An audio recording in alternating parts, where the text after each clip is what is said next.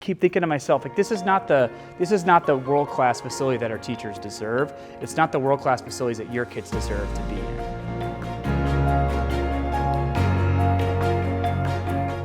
We should do master planning. It's a vision for what we want our buildings to be, you know, as opposed to kind of what we have right now. There are definitely major aspects. They're mission critical. Students and staff deserve the best.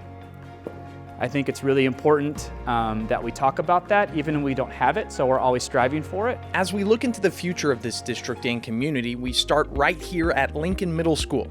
Built in 1928, Lincoln is one of the 3 oldest D64 schools. It's a beautiful building from the outside, but as we'll show you, the inside needs a lot of work to bring it up to the standard our students and staff deserve.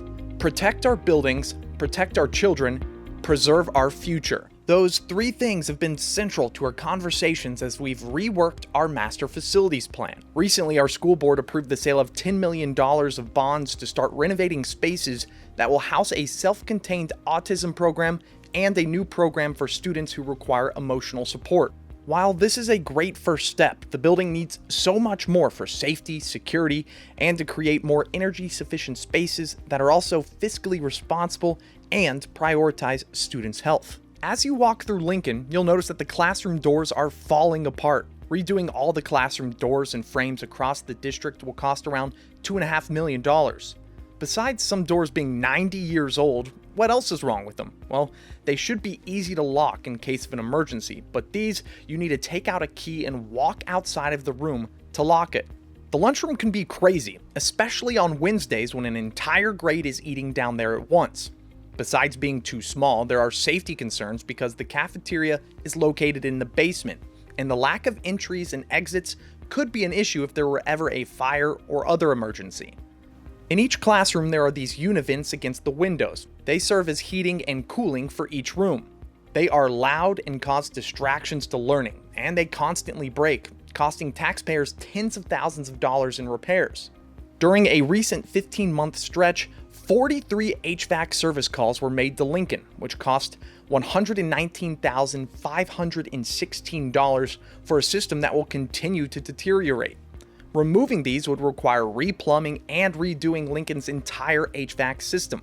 The concrete around the school's handrails is eroding at the base so much that some of the ADA railing is not connected to anything.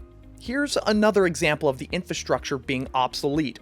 You cannot manually flush these urinals. They're automatic. So as a result of this plumbing system, all 5 urinals flush every 15 minutes for 24 hours a day, 7 days a week, even when nobody is in the building. Just accounting for the water flushed in the urinals in 3 Lincoln boys' bathrooms, we pay nearly $90,000 over 10 years or $8,790 per year. Replacing the lights in the hallway will make the spaces look better, as we see going into the industrial tech wing.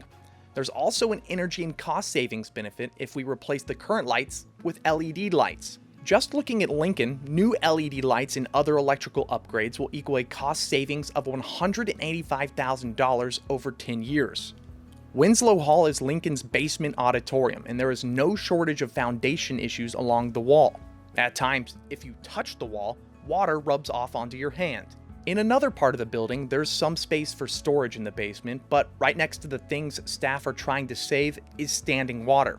Enough constant water accumulates, you'll notice that these boxes are disintegrating.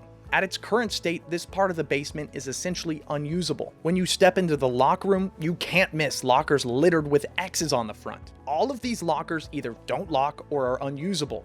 Also, the locker room, gym, and weight room are heat only. Adding proper ventilation and cooling will create spaces that are more energy efficient and prioritize students' health by cycling in fresh air. Band, orchestra, and choir are some of our most popular electives, but there are times during the school day when the band room is empty. Due to the middle school class schedule and a lack of available space, students must practice before and after school. That is a look at Lincoln Middle School, and for those keeping track, the amount of taxpayers' dollars wasted because of the aging building at Lincoln, $146,806 per year. Getting to this point didn't happen overnight. Like many other districts around us, we put off necessary maintenance for decades so that resources were always being directed towards students. While this was well-intentioned, it has created challenges in our buildings that we now need to address. We have been budgeting around $2 million every year for construction projects, but the scope of required repairs and improvements across the district is significantly beyond that dollar amount. At the heart of every conversation is finding the best ways to protect our buildings, protect our children, and preserve our future.